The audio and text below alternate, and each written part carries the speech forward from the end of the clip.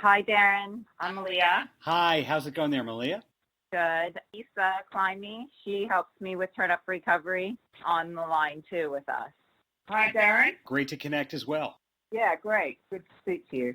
Well, the pleasure is all mine, and you have this big event coming up in New York, and I know it's kind of shrouded in secrecy for now, but is this the sign of many more events to come in the New York area? Well, we hope so. This is going to be kind of our first. We did a kind of test one in London and to see how it went, and it was really successful and had a great time. So hopefully this one goes just as well, and we can partner up and do a lot of different shows in different cities. We have one planned for London in April 29th. So so I can see that we're going to probably do a few things in 2020 together. So I'm not directly asking which artists are going to be playing because that's a surprise, but how did you choose the artists? Were they friends of Crossroads? Are you aware of So Far Sound and how they operate? Yes, they're pop-up concerts that we don't know where it's going to happen, but we know the market and when it's going to happen. Yes, exactly. And so they've been very much the driving force behind this New York show. And we've done it as a partnership. So they've brought in a couple of the artists, and we've brought in an artist that has a connection to Crossroads. So the three artists are going to play at this particular event. Got it. And what else is coming up for Crossroads and the organization, all that besides these pop-up shows? Are you allowed to say more? Well, for Turn Up Recovery, we're hoping that people will get involved. So on our website, you can put on events. Anyone can put on an event in their local area and get involved and just spread the word and spread the message about abstinence-based recovery and help raise funds to help people that are still struggling with addiction. And where did your passion for this cause come from? And both of you can answer that one, of course.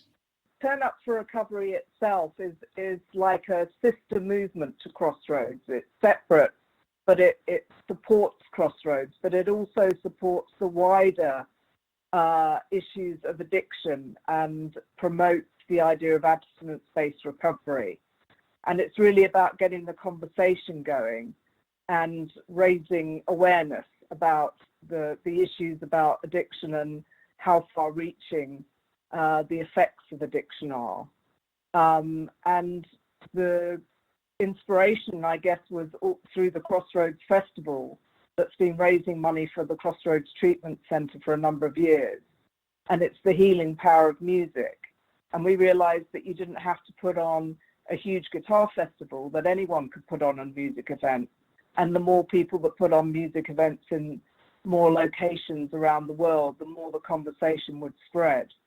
So it's affiliated with Crossroads, but it's also a movement in its own right, just to raise awareness about the issues of addiction.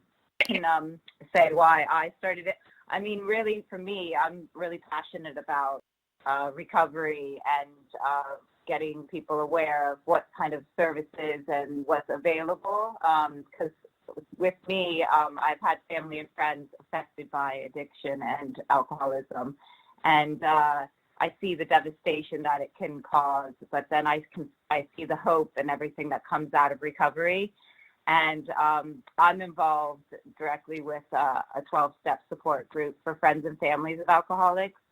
And it's really changed my life in the way I can deal with addicts and alcoholics that are active and recovering, and just in life in general for me. It's helped me. And I just want to let other people know that there is hope out there and that they're not alone, and get people talking about it so that it's not shameful or there's not misconception going on. And how did you two meet in the first place? Oh, that's a long story. How long do you have? For you two, I have as long as you want.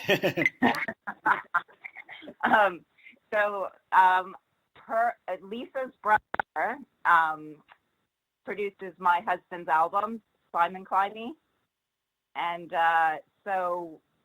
we have a lot of other connections, but that's kind of the core connection. Her brother, when I started this up. He's on the committee, Simon Climie's on the committee, and he suggested that Lisa would be available to help out.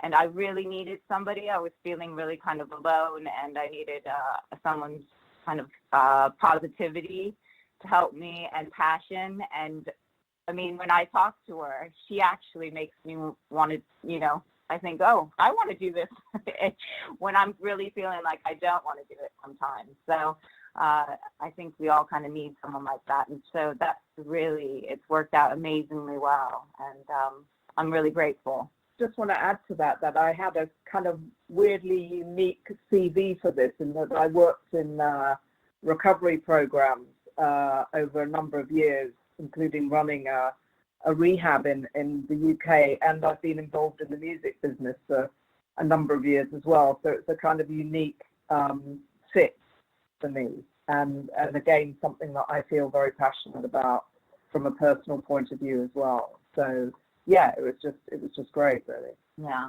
it was meant to be. You both clearly have ties to the music business, and we are talking about a gig that's happening this week for So Far Sounds. What's the last concert that either of you went to for fun? Oh, God. Well, I just was at O2 for a charity gig, and that was good fun. Dan Morrison played, which I love, who I love, and my husband got to play at it, and Paul Carrick. So a lot of different people I got to see play their kind of hits. So that was kind of an exciting experience.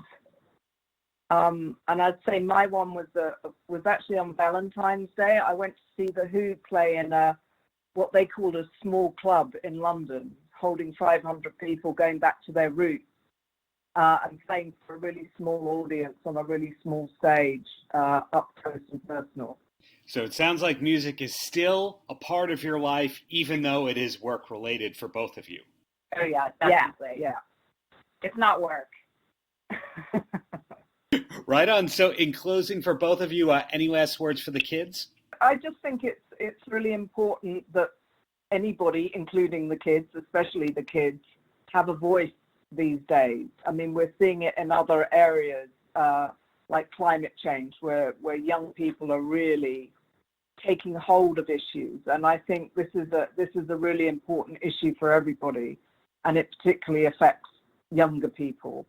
And obviously they may end up going on in their life to have kind of ongoing problems. But I think it's something that we feel passionately about, and I think the sooner kind of the younger generation can join in the conversation. And that's why the music thing is so great, because it's about having fun as well. It's not just about kind of serious, kind of going to a lecture about, you know, the evils of drugs or whatever. It's about actually going out and having some fun and seeing that you can have fun when you're clean and you're sober, and that people's lives can really change. And we have a kind of strap line for Turn Up for Recovery, which is changing lives one gig at a time. Anything to add to that, Melia? It's the same thing that Lisa was saying, that I hope as many people as possible can get involved.